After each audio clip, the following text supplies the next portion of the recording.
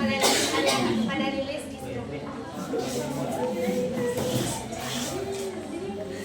Assalamualaikum warahmatullahi wabarakatuh. Waalaikumsalam.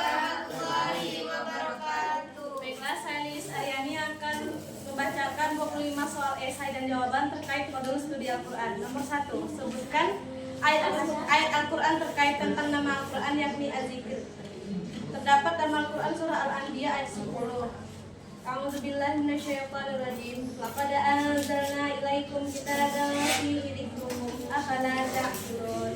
Soal nomor 2, sebutkan dan jelaskan macam-macam asbabun nuzul. Yang pertama, ta'adud al-asbab wal an-nazil wahid, artinya beberapa sebab yang hanya melatar belakangi turunnya satu ayat atau wahyu dalam ini tujuan turunnya wahyu untuk menanggapi beberapa peristiwa atau sebab. Yang kedua, ta'adud an-nazil wa al-asbab wahid, artinya satu sebab yang melatar belakangi beberapa ayat. Soal yang ketiga, sebutkan manfaat dari ilmu asbabun nuzul. Yang pertama, seseorang dapat mengetahui hikmah di balik syariat yang diturunkan melalui sebab tertentu. Yang kedua, seseorang dapat mengetahui pelaku atau orang yang terlibat dalam peristiwa yang mendahului turunnya suatu ayat. Yang ketiga, seseorang dapat menentukan apakah ayat mengandung pesan khusus atau umum dan dalam keadaan bagaimana ayat tersebut diterapkan semestinya. Yang keempat, seseorang dapat menyimpulkan bahwa Allah selalu memberi perhatian kepada para rasul dan selalu bersama para hambanya. Yang keempat, apa yang dimaksud dengan Al-Quran? Al-Quran merupakan kitab suci umat Islam yang memiliki peran sentral dalam mengatur berbagai aspek kehidupan manusia, termasuk dalam pembentukan sistem hukum Islam. Yang kelima, sebutkan 4 sumber hukum Islam yang disepakati oleh jumhur ulama. Yang pertama ada Al-Quran, yang kedua ijma, yang ketiga hadis, yang keempat qiyas. Soal nomor 6, apa yang dimaksud dengan sumber hukum Islam? Sumber hukum Islam adalah asal atau tempat pengambilan hukum Islam. Sumber juga kadang-kadang disebut dengan istilah dalil hukum Islam atau pokok hukum Islam atau dasar hukum Islam. Dalil berarti dasar atau keterangan yang dijadikan dasar bukti atas kebenarannya. Soal ketujuh, sebutkan jenis-jenis hukum dalam Al-Quran. Yang pertama, hukum akidah, berarti berkaitan dengan keyakinan dan keimanan seperti konsep tauhid atau keesaan Allah, kenabian, hari-hari akhir, dan takdir. Yang kedua, hukum akhlak, mencakup etika dan moral yang mengatur perilaku individu dan sosial, seperti kejujuran, keadilan, dan kasih sayang. Yang ketiga, hukum syariah, merupakan aturan formal yang mengatur ibadah, transaksi, keluarga, dan hukum pidana. Soal ke-8, apa yang dimaksud dengan etika? Kata etika berasal dari bahasa Yunani yakni ethos, yang berarti adat atau kebiasaan. Sedangkan dalam bahasa Latin dikenal dengan istilah mores, yang merujuk pada sopan santun dan perilaku. Dalam bahasa Arab, etika sering dikaitkan dengan kata akhlak yang bermakna perangai, budi, tabiat, atau kesopanan. Yang ke-9, sebutkan macam-macam etika dalam Islam. A. Takwa, B. Adab, C. Ihsan, D. Keadilan, E. Kesederhanaan, F. Kasih sayang, G. Amanah, hasil silaturahmi, D. Tawadhu, D. dan husnuzon. Yang ke-10, apa yang dimaksud dengan hakikat tauhid? Hakikat tauhid adalah penyerahan diri sepenuhnya kepada Allah dengan ikhlas, pasrah, dan penuh kepatuhan.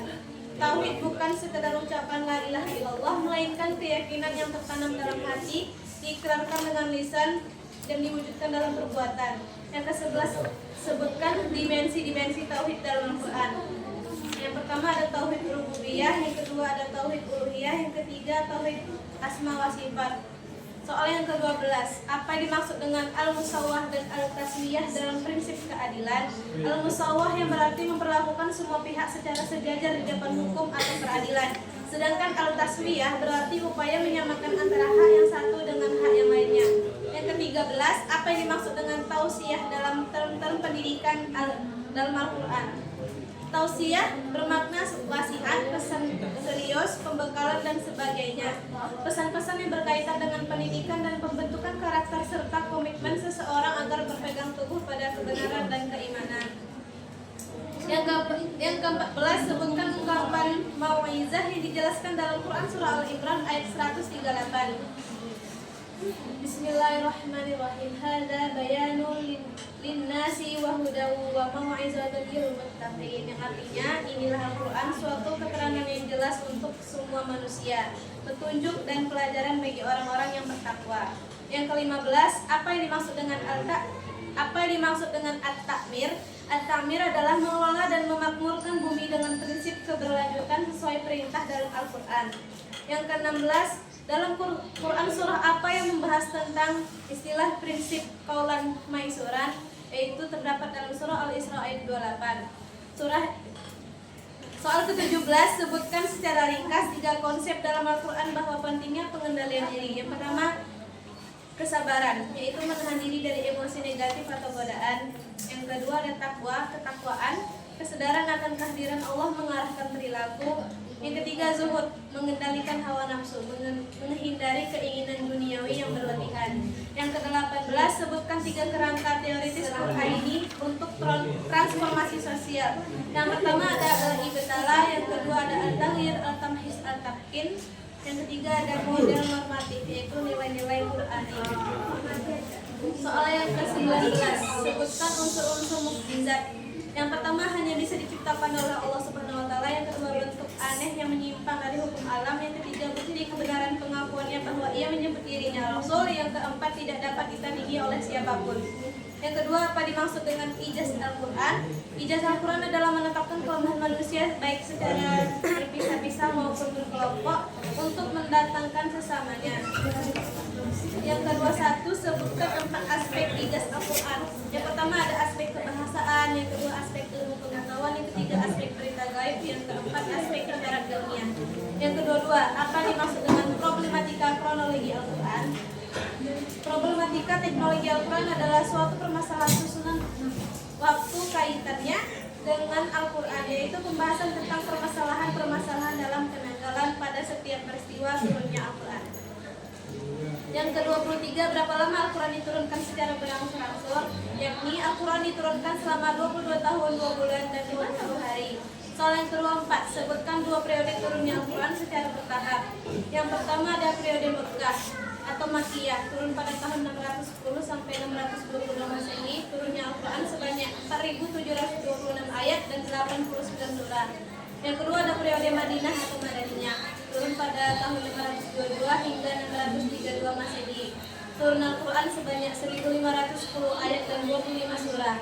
Yang ke-25, sebutkan 3 hikmah turunnya Al-Quran secara bertahap. Yang pertama, menguatkan hati Nabi Muhammad SAW dalam menerima dan menyampaikan kalam Allah. Yang kedua, berfungsi sebagai mukjizat untuk menjawab dan mematahkan tantangan-tantangan orang kafir. Yang ketiga, memudahkan Nabi Muhammad SAW dan para umatnya dalam menghafal lafaz Al-Quran. Sekian dari saya, terima kasih. Wassalamualaikum warahmatullahi wabarakatuh. Waalaikumsalam.